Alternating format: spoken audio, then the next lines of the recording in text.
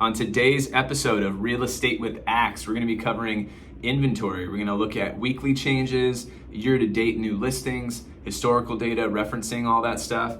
In addition, we're going to be chatting around the national delinquency rate of first lien mortgages. This is really interesting information, especially if you are one of those people or you have people around you that have been speaking to the imminent foreclosures crash that I've been hearing about, at least for the last 3 years.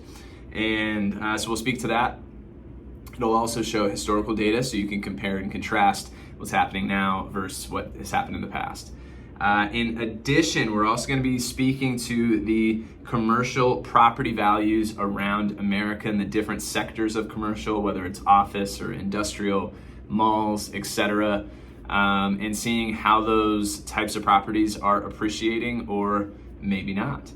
And then following that, I'm going to kind of do a little segue into maybe how we should rezone several of these cities to add dramatically more residential inventory to the city rather than leaving these office buildings empty. And I actually did a video on this a couple months ago. You can see that either on my Instagram page or my YouTube page. If you're watching this on YouTube right now, just behind me is the YouTube page up there. So if you're not subscribed, please go ahead and do that. Real Estate with Axe. We're doing this every week in addition to Reels every week. So you're getting content like every other day on all these platforms. So, and lastly, we're gonna have a big congrats to my clients, Alan and Cass, later at the end of the episode. Super excited for them. But without further ado, let's jump into episode 11. All right, so first things first, we are jumping into inventory discussions today. The weekly inventory shift from July 28th to August 4th was only about 3,000 units. So we went from 484,000 and change up to 487,000 and change. If we're looking to last year's data, same week, inventory also just kind of barely jumped. Last year was about 5,000 units. Again, this year 3. So we're continuing along that trend line of being below and underperforming at least the inventory and sales of last year. We are not underperforming in terms of price. So that's something we have to continue to reiterate is yes, sales are down, yes, inventory is down, prices are up. The inventory bottom for 2022, this was our all-time low, was 240,000 units across the country, and the inventory peak of this year is right now, 487,000 units. And for context, active listings for this week in 2015 were right around 1.2 million units. So again, we are way down from that number.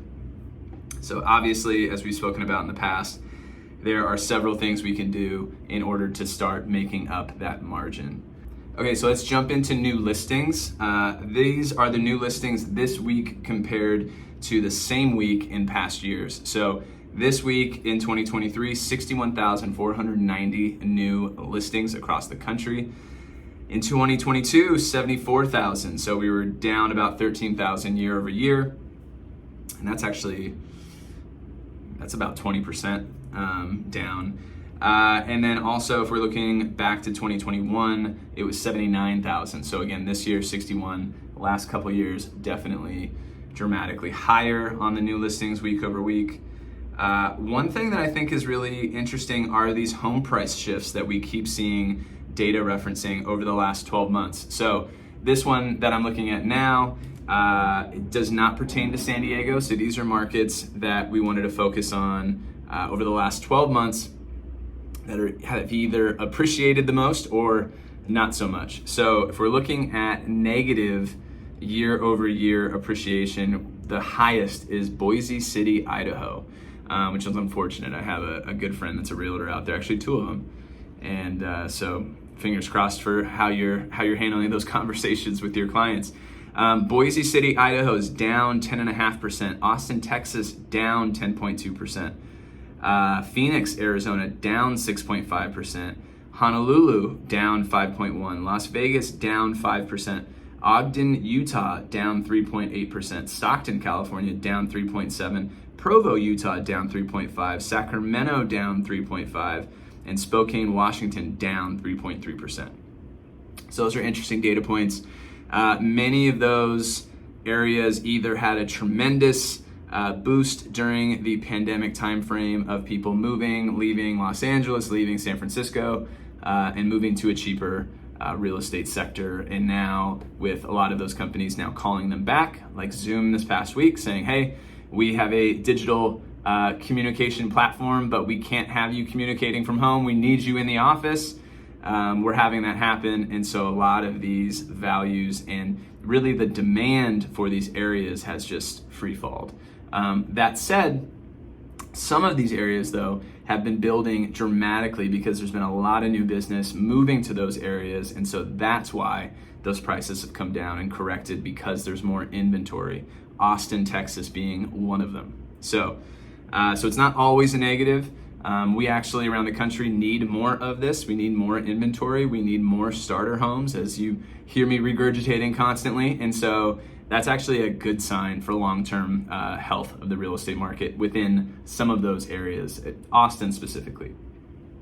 So now let's speak to some of the ones that appreciated the most over the last 12 months. Oklahoma City, 6.9%. Augusta National, or just Augusta, Georgia, 6.9%. Allentown, Pennsylvania, 7.1%. New Haven, Connecticut, 7.2%.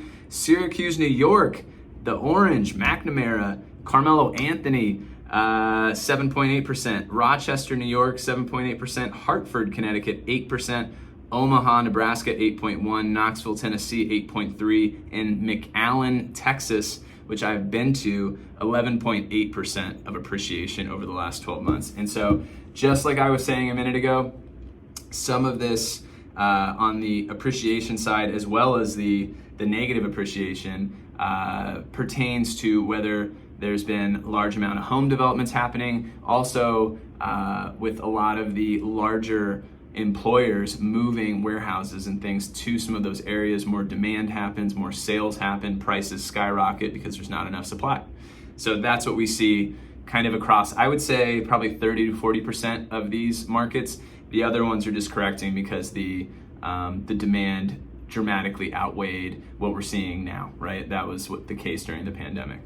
Okay, so next thing we want to jump into are the national delinquency rates of first lien mortgages. And so if you're not familiar with any of that terminology, basically what that means is when you go to buy a house, you typically are only taking out one loan for that house, right? So that would be your first mortgage or your first note or first lien against the property, however you want to describe it.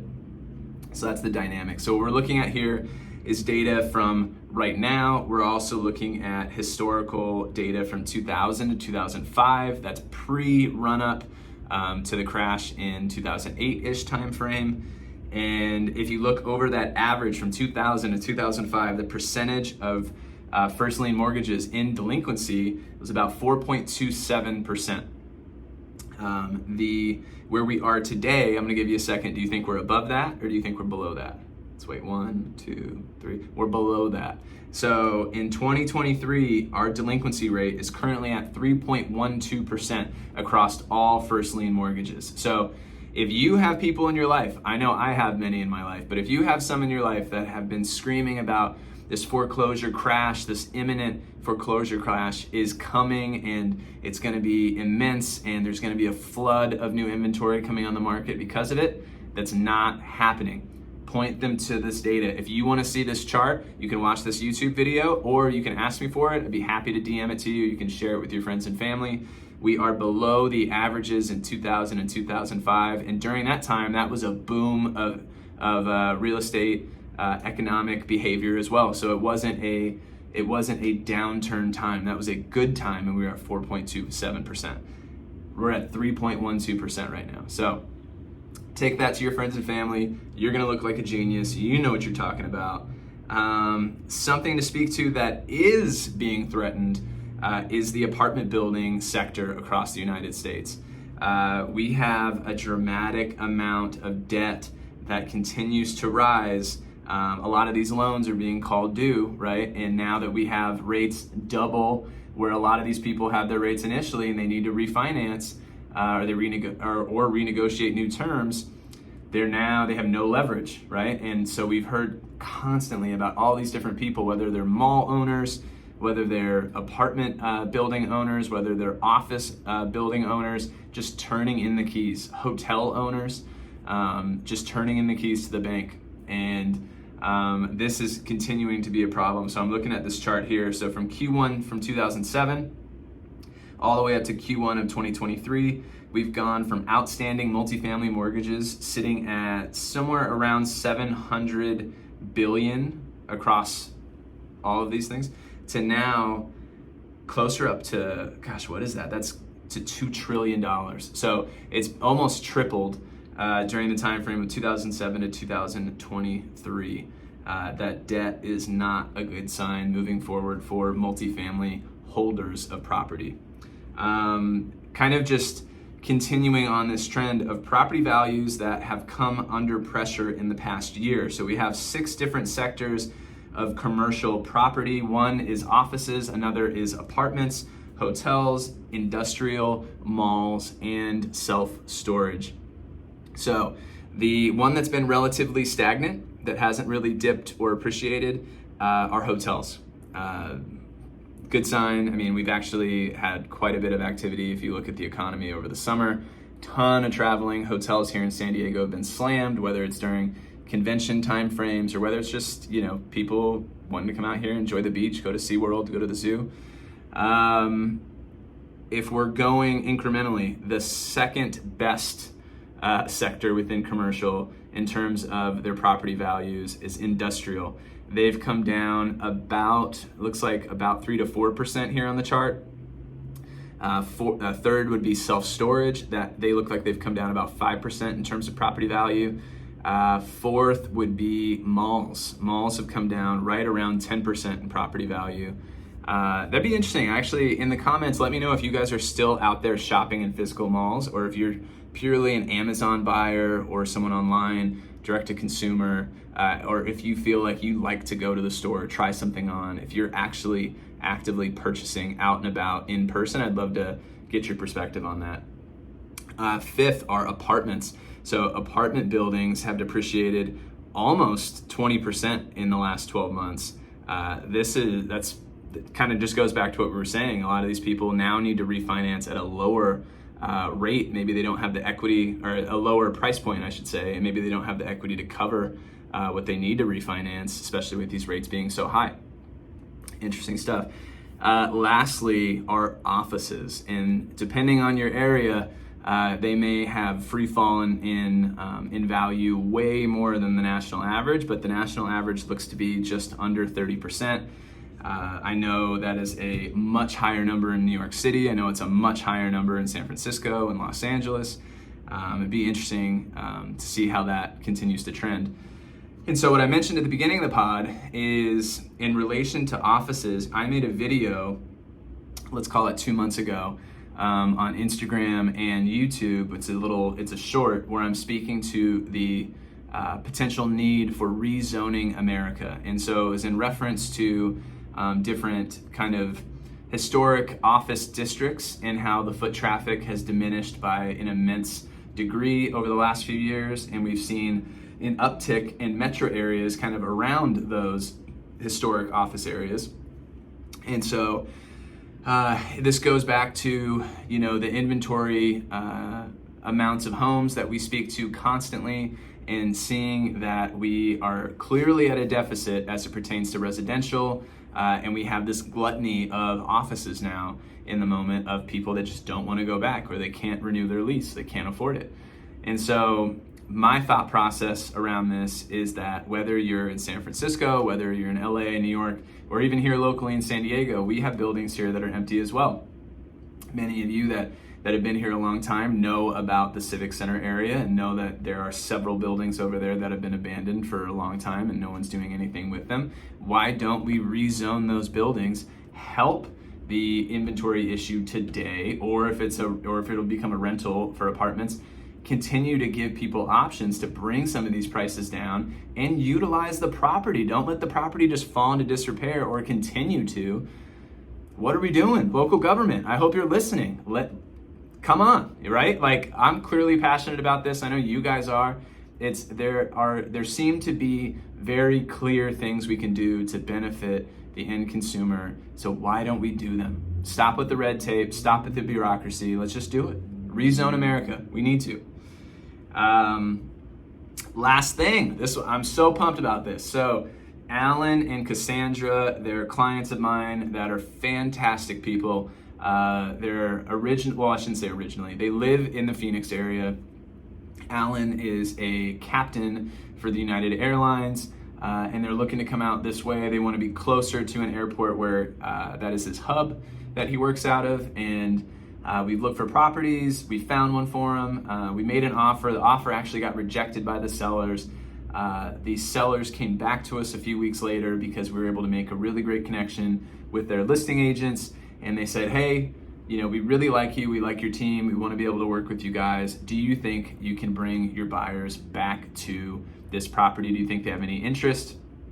I said, yeah, absolutely. They love the home. I said, but obviously it's been a couple more weeks. You're still on the market. The terms are going to have to get a little bit sweeter for my clients. So we were able to get the purchase price down. We were able to get the sellers to cover the buyer's closing costs. We were also able to have the sellers completely take care of the request for repairs. And whenever you listen to this, we are closing Thursday, August 10th. I'm recording the day before. But I'm just really excited for them. They're first-time home buyers, and they've been nothing but fantastic throughout the whole process. And so I just couldn't be more pumped for them. So congrats, Alan and Cassandra. You guys have been amazing. Shout out to their lender, Corey. He's been great as well. And I'm just really excited to be a part of their journey and help to bring them to San Diego. So that's it. That's all I got. We're going to keep this short, or actually, I guess it's not too short, but I hope you guys have a great day, great afternoon, great morning, whenever you're listening to this. I always say the same stuff here at the end. If you're still here, comment lifer, because that means you support me in a major way. Comment lifer on this video or on the podcast. Give me a quick 5-star review if you're listening on Spotify. Give me all the likes, all the comments, all that stuff. Help us with the algorithm. And lastly, if you want to connect with me, down below in the description, the first thing in the show notes will be my Calendly link. So you can schedule a discovery call, you can schedule a buyer consultation, a seller consultation. I'd be happy to chat with you. It pulls up my calendar. You can pick a time that works well for you. And then you know where to find me, realestatewithaxe.com, all my socials, @realestatewithaxe. Behind me, you'll see the YouTube page. That's @realestatewithaxe. But I hope you guys have a great rest of your day. Talk to you soon. Peace.